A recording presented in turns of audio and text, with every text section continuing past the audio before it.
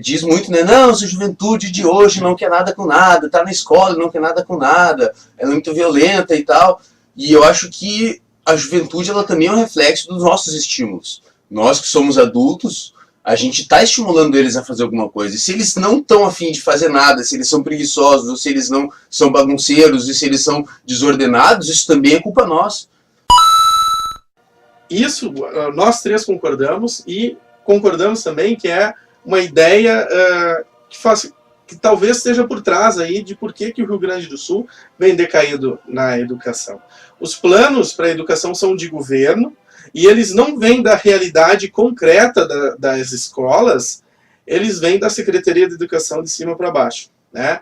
O Politécnico, que o professor Osmar estava se referindo, era um projeto interessante, teoricamente, porque veio de um acadêmico, né? Veio de um doutor, porém veio de cima para baixo. A premissa era o quê? Colocar iniciação científica no ensino médio. Né? Explicar o que é ciência, e os alunos produziam conhecimento científico ao longo do ensino médio, né? De forma interdisciplinar, com diálogo, etc. Uma maravilha, pegava, assim, lia aquilo ali do Politécnico e chegava a dar uma emoção, né? É tudo que eu quero. Só que na prática, como o Wagner citou anteriormente, não teve formação dos professores para isso. A nossa realidade de professor dentro da escola é sempre muito variada. Alguns são excelentes professores, mas não têm ligação nenhuma com a ciência, nunca produziram um artigo, um estudo, uma pesquisa. Outros, é o contrário, talvez não são tão bons na pedagogia, né? Mas são excelentes pesquisadores, já têm muitas publicações, participam de periódicos científicos e tal. O projeto não especificava nada disso. Usem o que está sobrando, o professor que está sobrando carga horária, coloca lá. E daí, às vezes, tu tinha um professor que tinha um baita conhecimento científico, não participava. Daí tu tinha um outro que era um bom professor, mas não tinha pegada científica e era colocado lá. Daí ninguém sabia direito o que tinha que fazer. Péssimo aproveitamento dos recursos humanos. Péssimo aproveitamento dos recursos humanos, porque não foi dada autonomia para a escola gerir o recurso humano, que é uma coisa que eu defendo muito, né? Não foi dado, por exemplo, nem o básico, assim, o professor de manhã dá aula, de tarde é o projeto de iniciação científica, né? Então acabou-se que o quê? Tinha que ou tirava a água da pedra ou não ia dar certo. Na maioria das escolas não funcionou como deveria. O Padre Helson é um exemplo diferente, que conseguiu. Por quê? Porque a escola tem essa característica, acima de qualquer partido, acima de qualquer ideologia, e nós três somos exemplos disso, né? A gente pega a questão a educação, uma educação crítica, científica, filosófica, uma educação que faça pensar, que faça se reconhecer, que faça entender os processos históricos, né? E a gente conseguia lá aquela coisa de tirar o leite de pedra, por exemplo. A gente fazia as reuniões fora do horário de trabalho, sem receber, né? Que é um total absurdo, mas a gente conseguia fazer. Depois a gente foi tão massacrado pelo governo que foi perdendo esse ritmo. O ânimo, né? Que nem eu falei, hoje, ainda assim o Padre Helson tem resultados incríveis. E porque o que a gente ainda consegue fazer é o plano de trabalho. Quero saber mais ou menos o que um colega está dando, né, para ter um mínimo diálogo ali entre as matérias, né? E isso já faz toda a diferença. A quantidade de alunos que a gente coloca na universidade é incrível, né? Inclusive na Universidade Federal, alunos do turno noturno, contrariando todas as estatísticas do mundo, né? É uma coisa assim emocionante. É muito bom. E daí, o que vai acontecer? Ok, no Padre Helson deu certo Politécnico, na maioria das escolas não, porque não foi mandado recurso, não foi dado autonomia de gestão, não foi dado nada. É tipo assim, pega um projeto maravilhoso e não sei como tu se vira aí para fazer.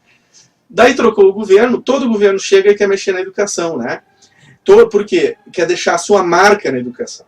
Porque é a educação, né, que vai marcar os jovens para o futuro. E todo governo quer marcar os jovens ideologicamente a seu favor. E não só os governos, as empresas querem isso, a igreja quer isso, as instituições em geral querem isso, e a escola fica no fogo cruzado. Por isso que, acima de tudo, ela precisa ser científica, ela precisa ser crítica, ela precisa ser filosófica para conseguir escapar, né, de toda essa realidade.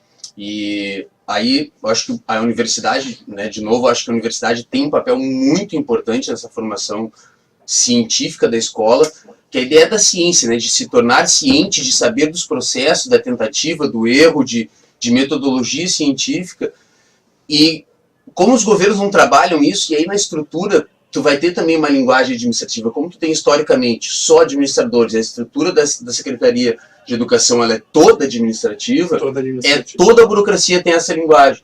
Então não adianta isoladamente pegar alguém que dá aula há 20 anos e colocar lá nessa estrutura. Então tu tem que realmente mudar a estrutura para fazer com que aquela linguagem de ensino-aprendizado, de ciência, para fazer esses projetos darem certos, isso é uma questão de linguagem, de metodologia, de autores, de embasamento teórico, de embasamento de ideias, de debate, e isso tem que se tornar uma linguagem administrativa. E é isso que faria com que projetos bons do Padre Hells, metodologias que deram certo no Padre Hells, transponham os muros do Padre Hells, cheguem em outras escolas. Mas como vai chegar se tu só tem dados administrativos? Não tem dados pedagógicos. E os dados pedagógicos diferem dos dados administrativos. São outras teorias, outras referências, outra linguagem que vai ser utilizada. Então, tu precisa estruturar as escolas para elas dialogarem. Precisa ter algum tipo de conselho entre escolas regionais, escolas do Sul de Porto Alegre, um conselho da Grande Porto Alegre, alguma coisa da metade sul, coisas maiores que vão abrangendo essas... O termo político é comissão mista. Né? Uma comissão mista que vai envolver parlamentares e profissionais de educação e alunos, representantes. Que pensem em territórios da educação. Territórios. Né? Que no caso do Rio Grande do Sul é muito simples, porque a Secretaria da Educação ela é dividida já assim, que são os CREAs. Já é verdade, né? verdade. Então, na verdade, é muito simples tu pegar, o CREA 1 é tais escolas, né?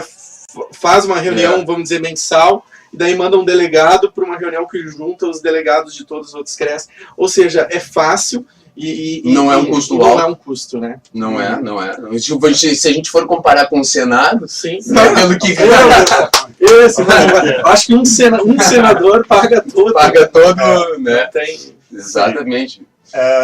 Pois é, e uma outra questão que nós colocamos também em relação à implementação do Politécnico, né, é que assim é um programa que ele foi colocado para a escola pública, né, nós temos, né, e não para as escolas privadas. Então nós achamos, né, temos a concepção de que a escola ela tem que ser única, né, a escola ela tem que ser, na nossa concepção, tem que ser pública, tem que ser laica, né, desvinculada das questões religiosas, ainda que respeitando, né, a religiosidade, o direito de expressão das diversas religiões, ou mesmo de ausência de religião, né, mas a escola ela tem que ter esse caráter, né, de independência. E é ali que essas relações se constroem, né? Porque depois que tu sai da escola, que tu te torna adulto, tu não tem mais tempo porque uma faculdade, uma universidade, ela é técnica, né? Ela vai estudar especificamente a engenharia, a geografia, a biologia, a medicina,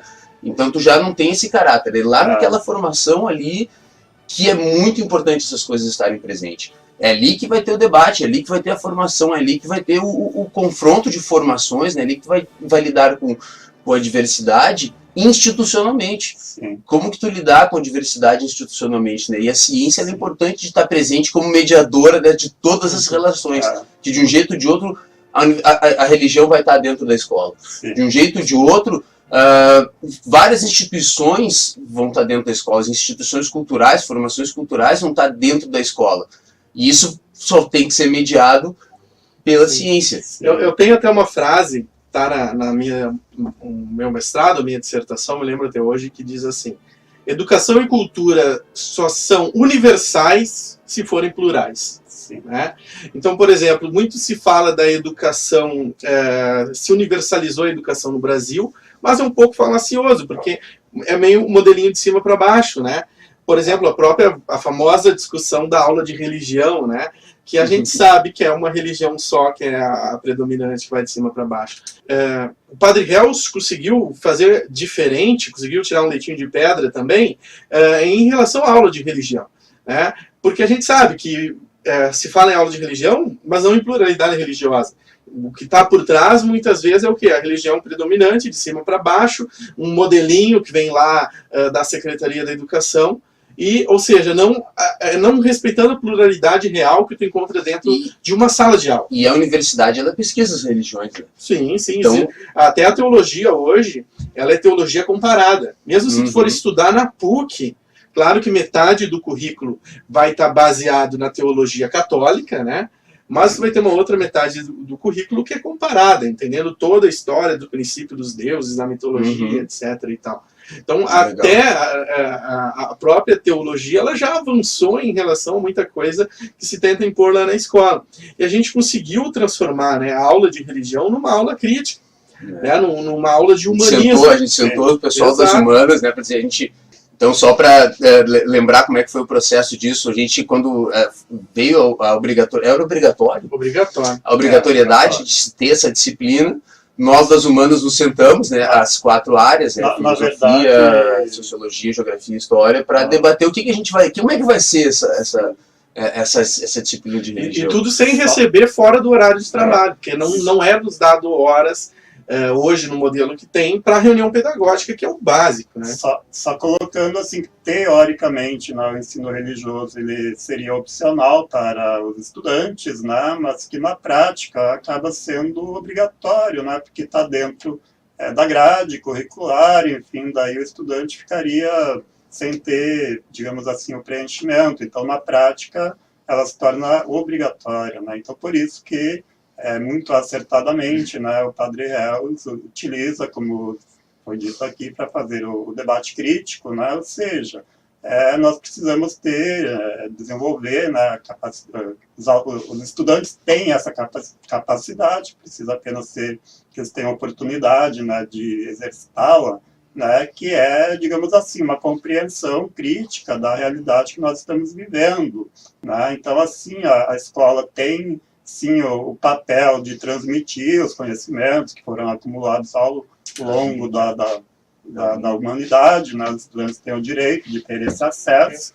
né? Mas também não podemos esquecer que tanto nós, educadores, quanto os nossos estudantes fazem parte de uma realidade, né? Essa realidade precisa ser compreendida. E eu acho que tem uma coisa que, né, o pessoal mais velho, assim, e o mais velho, eu digo, talvez até dos 25, dos 30 para cima, diz muito, né, não, essa juventude de hoje não quer nada com nada, tá na escola, não quer nada com nada, ela é muito violenta e tal. E eu acho que a juventude, ela também é um reflexo dos nossos estímulos. Nós que somos adultos, a gente está estimulando eles a fazer alguma coisa. E se eles não estão a fim de fazer nada, se eles são preguiçosos, ou se eles não são bagunceiros, e se eles são desordenados, isso também é culpa nossa. Nossa enquanto cidadãos e nossa enquanto instituição, né? Quais são os estímulos que está se oferecendo, que está se dando nos estudantes, que só esse é o reflexo, o comportamento deles, né? Que tem só essas coisas negativas dentro do comportamento deles. Então nós também não estamos sabendo estimular essas coisas boas nos estudantes. Então a juventude, ela não é só alguém autônomo que se forma e vai ter uma formação, uma opinião assim isolada da sociedade, não, ela responde a estímulos, né? Como todos nós, mas na juventude isso é uma coisa muito importante, porque é uma fase muito importante, cheia de dúvidas, onde tu está te abrindo para o mundo. E se quando tu está te abrindo para o mundo, as tuas referências institucionais, elas são bagunçadas, elas são pobres, empobrecidas, as relações institucionais, existe pouca inteligência, existe pouco estímulo, digamos, de diversidade, pouca oferta de diversidade, né? Tu acaba oferecendo pouca coisa para o estudante também.